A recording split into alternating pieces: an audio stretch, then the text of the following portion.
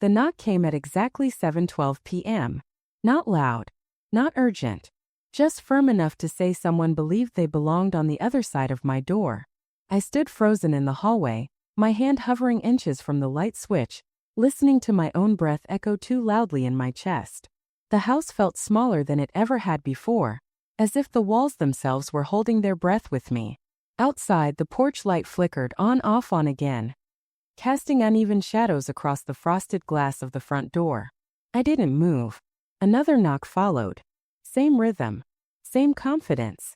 Whoever it was didn't sound like a visitor. They sounded like someone confirming what they already believed. I pressed my palm against the wall to steady myself. The paint was cool, familiar. I had leaned against this wall 1,000 times over the years, waiting for soup to simmer, listening for my husband's steps, calling out my son's name when he stayed out too late. This wall had held laughter, arguments, grief, survival. Tonight it felt like a witness. A voice slipped through the door. "Mary," a woman said. Calm, polite, almost practiced. "We just want to talk. Just want to talk." People always say that right before they rewrite your life. I didn't answer. My eyes drifted instead to the small table by the window where an envelope lay unopened. White, official, heavier than paper should ever feel. I had placed it there earlier, telling myself I would open it after dinner. Telling myself I wasn't afraid. The truth was, I already knew what it claimed to say. Another knock. This one sharper, less patient. Behind the woman's voice, I heard someone shift their weight. A familiar sound. A hesitation I had known since childhood. A breath caught halfway between guilt and obedience. My son, standing just behind her, letting her speak. I closed my eyes. At 79, you expect fear to come gently, quietly. You think it arrives dressed as illness or loneliness or the slow betrayal of memory. But this fear was sharper. It didn't come from weakness. It came from recognition. Something had already been decided. Something that did not include my consent. The porch light flickered again. I thought of the first time I realized that silence could be louder than shouting. I thought of how often I had stepped back to keep things smooth. I thought of how easily patience gets mistaken for permission. "Mary," the woman called again, her sweetness thinning at the edges. "You shouldn't be alone right now." That was when my stomach tightened. Not because of the words, but because of what they assumed. Whatever waited on the other side of that door wasn't concern. It was authority pretending to be kindness. If I opened that door, I wouldn't be seen as the woman who built this home.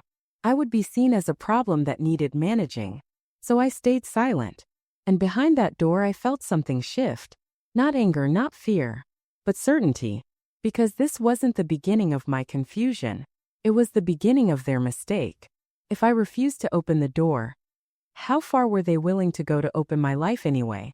The knocking eventually stopped. Not because I answered, but because whoever stood on my porch decided silence was no longer useful. I waited long after their footsteps faded, counting breaths instead of minutes. 3. The house settled back into its usual sounds. The tick of the old clock in the living room, the faint hum of the refrigerator, the whisper of wind brushing against the siding. Ordinary sounds. Comforting sounds. Sounds that reminded me this place still belonged to me. For now. I finally turned on the hallway light. It flickered once before steadying, as if even it needed reassurance. I walked slowly to the front door and rested my forehead against the cool wood. Not to listen but to ground myself. My knees ached, the familiar protest after standing too long. Age makes itself known in small, honest ways. It doesn't announce itself with drama. It simply reminds you that time has passed. What unsettled me wasn't my body. It was the precision of the knock. The confidence in her voice. The way she spoke as if my agreement were a formality they could collect later. I moved to the kitchen and poured myself a glass of water. My hands were steady. That surprised me. I had expected shaking or tears, or the familiar urge to smooth things over by calling out an apology I didn't owe. None of that came. Instead, there was a strange clarity. On the table, the envelope waited. I sat across from it, not opening it yet. Paper has a way of changing things once you let it speak. I wanted one more moment where my life was still my own, untouched by ink and assumptions. I thought about the way the woman had said my name. Not warmly, not cruelly, just efficiently, as if I were a file, as if my life could be summarized. I had known her for years, watched her learn which smiles worked on which people, watched her gather authority quietly, never loudly, never openly. She didn't push doors open. She waited until someone else unlocked them for her. Tonight, my son had stood behind her. That was the part that hurt. Not sharply, but deeply, like a bruise you don't realize you have until you press on it. I raised him to speak up, to stand straight, to protect what mattered. Somewhere along the way, he learned something else instead. That piece is easier when someone else decides for you. I drank the water slowly. The phrase echoed again. You shouldn't be alone right now. Not are you okay? Not do you need help? A conclusion masquerading as concern. I pushed the envelope toward me and ran my finger along the edge. Still unopened. Still quiet. But no longer harmless. I realized then that this hadn't started tonight. The knock was only the surface. The real beginning had happened in smaller moments. Missed phone calls, decisions made for my own good. Conversations that ended just before I entered the room. A story had been forming, and I was no longer the one telling it. I stood and walked to the living room window, pulling back the curtain just enough to see the street. The porch was empty now. The light burned steady at last, as if nothing had happened. As if the world hadn't just tilted slightly off-center. I wondered how many people disappear this way. Not suddenly, not violently, but politely. Paper by paper. Concern by concern. Until one day they wake up in a life arranged by someone else. I wasn't ready to vanish. Not yet. Behind my calm, something began to harden. Not into anger, but resolve. The kind that forms quietly, without witnesses. The kind that doesn't announce itself. I returned to the table and picked up the envelope. I didn't open it. Not tonight. Because once I did, there would be no pretending this was just a misunderstanding. And deep down I already knew. They hadn't knocked on my door to talk. They had knocked to confirm whether I would resist. What exactly did the envelope claim about me? And who had decided it was true? Morning arrived the way it always did. Quietly, without asking whether I was ready. Sunlight crept across the kitchen floor in thin, pale strips, settling where dust had gathered near the table legs. The house smelled faintly of lavender and old wood, a scent I'd carried with me through decades of ordinary mornings. I boiled water for tea, listening to the kettle hum, waiting for the whistle that always came just a second longer than you expected. Routine is a strange kind of proof. It reminds you who you are when other people start telling you who you've become. I sat down with my cup and finally opened the envelope. Inside was a letter written in careful, neutral language, the kind that pretends not to judge while quietly doing exactly that. An appointment had been scheduled on my behalf. A routine assessment, it said. Cognitive. Functional. Preventative. Words stacked neatly together to look harmless. Concern had been expressed. No name. No signature I recognized. Just the weight of implication. I read it twice. Then a third time.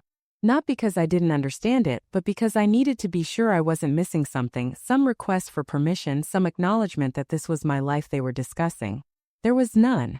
The appointment wasn't an invitation. It was a decision. I folded the letter and set it beside my cup. My tea had gone untouched, steam thinning into the air like something quietly disappearing. I stared at the window instead, at the maple tree in the yard. Its leaves had begun to yellow, edges curling inward as if bracing for what came next. I wondered when forgetfulness had become such a useful word. People throw it around like a soft blanket, something meant to comfort. But I knew better. Forgetfulness isn't gentle when it's being used against you. It's a doorway. Once opened, it leads to smaller rooms, fewer choices, quieter voices. I had forgotten nothing. I remembered raising my son on my own while working nights. I remembered every bill I'd paid, every meal I'd stretched, every promise I'd kept even when it cost me sleep. I remembered the exact sound of my husband's laugh, and the last thing he said before he left for the hospital. Memory wasn't slipping. Control was. The phone rang just after noon. I let it ring twice before answering. Her voice came through bright and practiced, like she'd been smiling long before I picked up. "Mary, I'm so glad you're home," she said. "I meant to tell you sooner. We scheduled something that should really put everyone at ease. Everyone. Not me. She spoke quickly, smoothly, explaining the assessment as if she were describing a dental cleaning. Routine. Responsible. Necessary at my age. She never once asked how I felt about it. She didn't need to. I listened the way I always had, quietly, carefully. When she finally paused, waiting for gratitude or agreement, I said the only honest thing I could. I didn't ask for this. A silence followed. Thin. Tense. Well, she replied, tone cooling just slightly. Sometimes people don't realize when help is needed. There it was. The story spoken aloud. After the call ended, I sat very still. Not stunned. Not shaken. Just aware. A line had been crossed, and crossing it had felt easy for her. That frightened me more than anger ever could. Later that afternoon, my son stopped by. He stood in the doorway the way he always did now, half in, half out, like he wasn't sure which side he belonged on. He spoke the words she'd given him. Concern wrapped around every sentence like ribbon around a box you don't want. I didn't argue. I didn't cry. I simply listened. And as he spoke, I realized something painful and important. They weren't asking if I was okay. They were preparing for a future where my answer no longer mattered. That night, lying in bed, I stared at the ceiling and thought of the knock again. The certainty behind it. The assumption.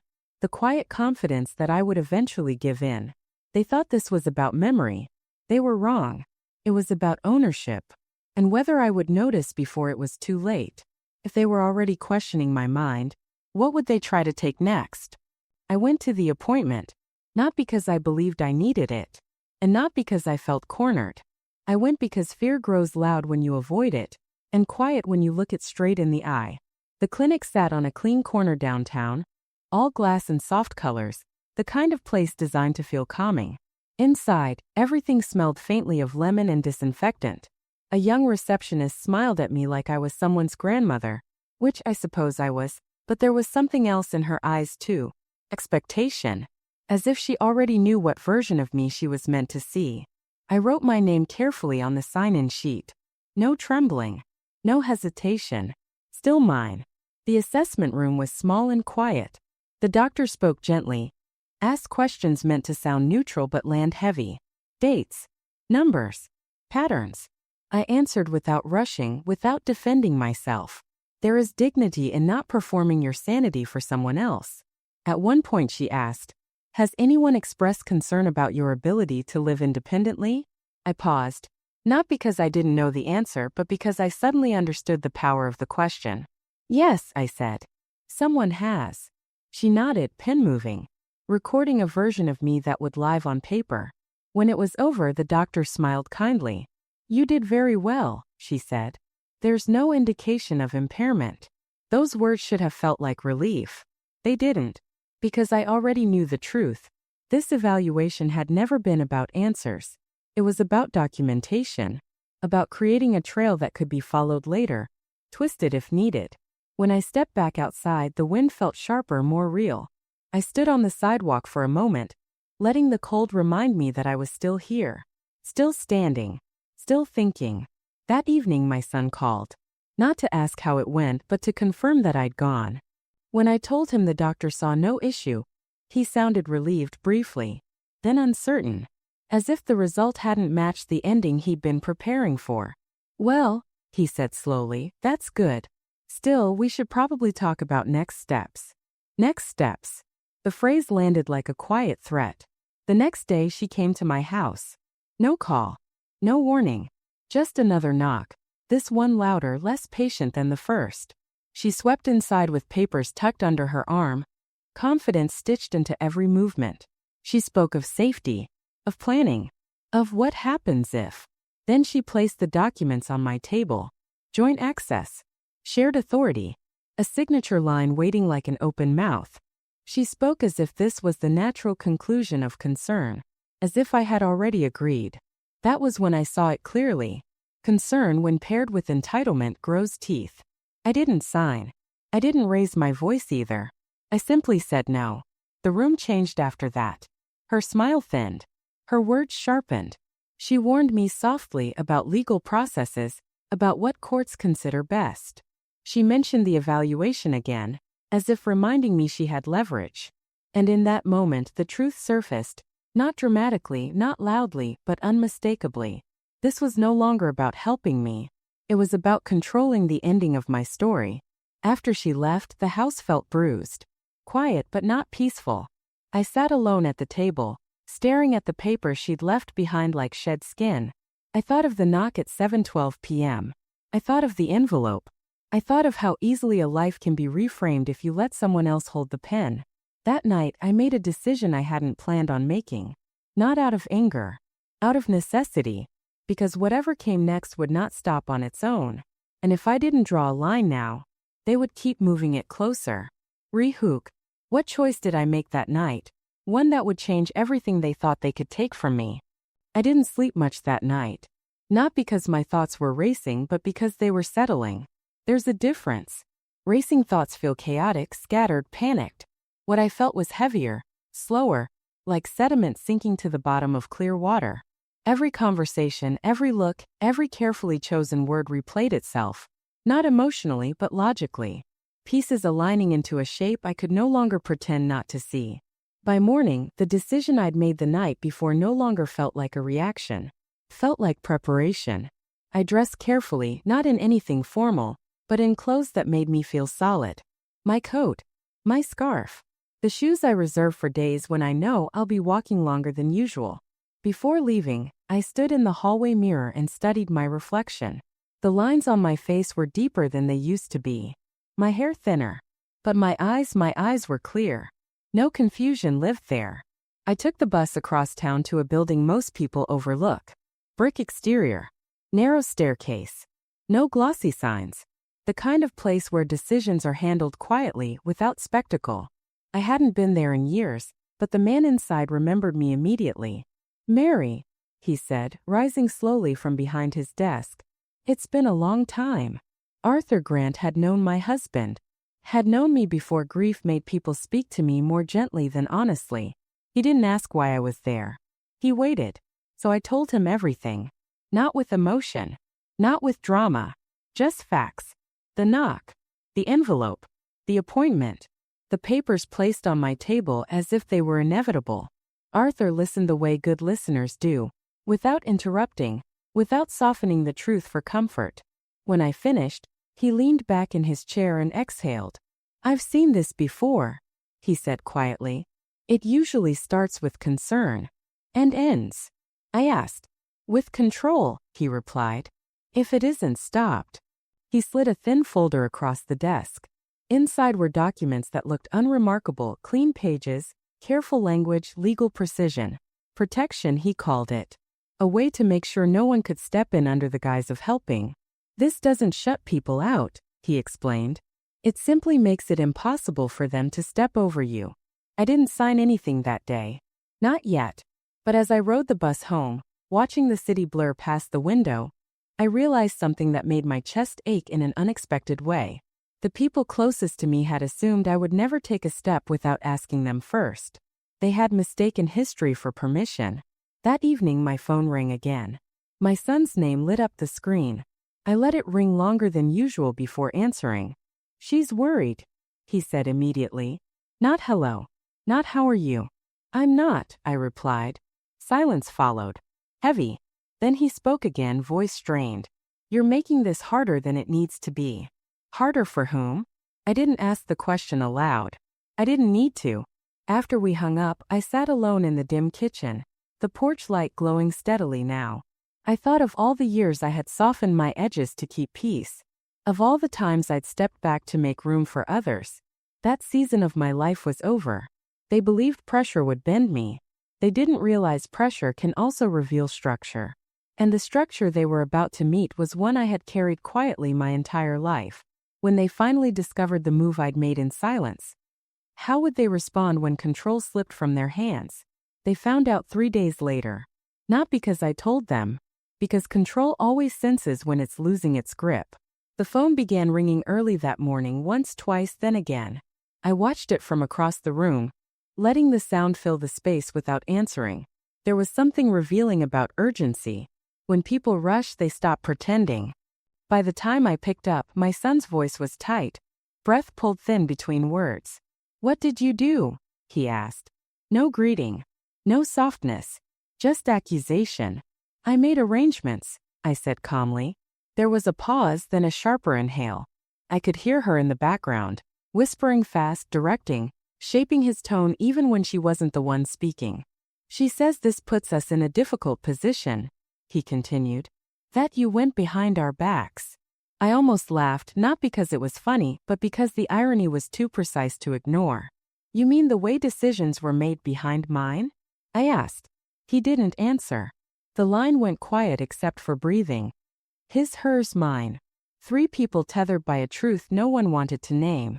Then her voice cut in, no longer sweet, no longer pretending. You don't understand the consequences, she said. You've made things complicated. No, I replied. I've made them clear. That was when the anger surfaced. Not explosive, controlled, clipped. Dangerous in its restraint. She spoke of legal steps. Of evaluations. Of what happens when someone becomes uncooperative. Words chosen carefully, sharpened just enough to draw blood without leaving obvious marks. I listened, and for the first time I felt no need to explain myself. When the call ended, the house felt different. Not tense, resolved. As if it, too, understood that something had crossed a point of no return. The letter arrived the following Monday. Thin envelope. Official seal. Heavy implications. Petition. I read it once. Then again. Guardianship. Oversight. Concern for my well-being. Language dressed in concern, stitched together with entitlement. They were no longer circling quietly. They had stepped into the open. Oddly, I wasn't afraid. Fear needs uncertainty to survive. And I had never been more certain of anything in my life. I placed the letter in my purse and made myself tea. The kettle whistled the way it always had, loyal and familiar. Outside, the maple tree swayed gently, leaves loosening one by one, falling without resistance. Not because they were weak, but because their season had ended. That afternoon I sat across from Arthur again. He read the petition without expression, then looked up at me with something like respect. They've overplayed their hand, he said. Good, I replied. I was tired of pretending this was about help. He explained what would happen next. A hearing. Questions. Evidence. Truth laid out where manipulation doesn't age well. As I left his office, the weight inside me shifted, not lighter but steadier. Like a spine straightening after years of bending. They thought this would frighten me into surrender. They didn't realize something else entirely had happened. They had forced the story into the light. And when that happens, there's only one question left. Who will the truth belong to? When the courtroom doors finally closed behind us, whose version of me would stand, and whose would collapse? The courtroom was colder than I expected. Not in temperature but in atmosphere. The kind of cold that strips things down to what they really are. No softened lighting. No polite smiles that mean nothing. Just hard benches, neutral walls, and a quiet expectation that the truth would speak for itself. I arrived early. Not because I was nervous, but because I wanted to sit with the weight of the moment before anyone tried to reshape it. When they entered, I felt it before I saw them. Her heels echoed too sharply against the floor. Confidence forced into every step. My son followed a pace behind, shoulders slumped, eyes already tired. He didn't look at me. Not once. I realized then that avoidance is its own kind of confession. The judge listened. That was the difference.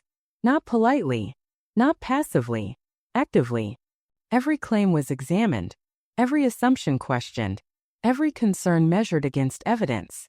When my records were presented, medical reports, financial statements, evaluations, the room grew quiet. Not dramatic. Just undeniable. Then it was my turn to speak. I stood slowly, hands steady, heart calm. I am 79 years old, I said. And I know exactly who I am. I spoke of my routines, my independence, my choices. I spoke of the appointments scheduled without my consent, the papers placed on my table as if my life were already decided. I did not accuse. I did not beg. I simply told the truth. When the judge finally spoke, his voice carried no emotion, only clarity. The petition was dismissed. Just like that. No speech. No spectacle. Just the sound of something collapsing under its own dishonesty. I didn't look at them when it was over. I didn't need to. Because in that moment, the knock from 7:12 p.m. finally made sense. It had never been about checking on me. It had been a test. A test to see if I would open the door to being managed, diminished, erased politely. And I hadn't. I walked out of that courthouse with my spine straight, my name intact, and my life still mine. The sky outside was bright, indifferent, beautifully ordinary. My house greeted me that evening the same way it always had, with quiet, with memory, with belonging. I made tea. I tightened the porch light. I sat at my table.